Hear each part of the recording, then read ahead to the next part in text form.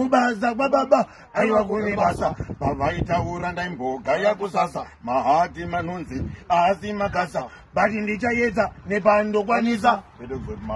Yeah, man. Remember that this is the original conquering family, the one that will just maximum to the fullest. And remember this coming Sunday.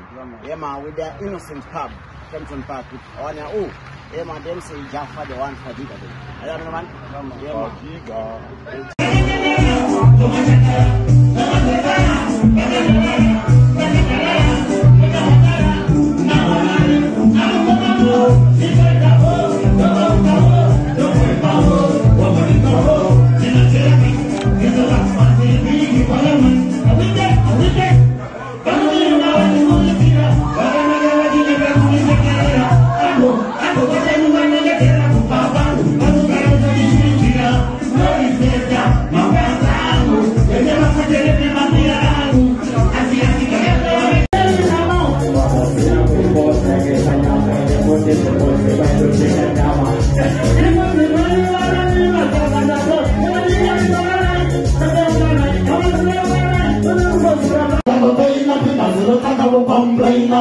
this time we will go down, and I want some fun. I don't know what I'm going to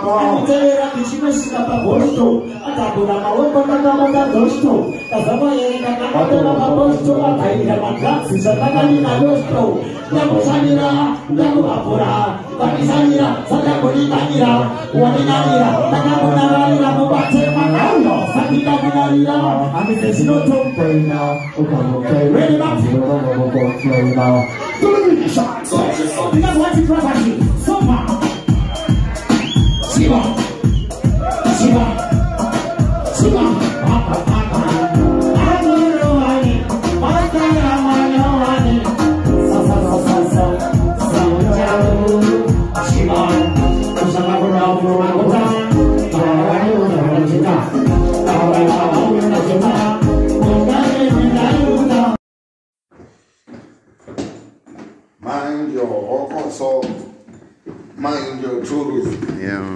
Waziva kuti loko ndiani no bad ideas ndopa unoona kuti loko imboko ende futhi vauze kuti ngavatonge ikoko nesmart kings waziva kuti vatizotina oka keys.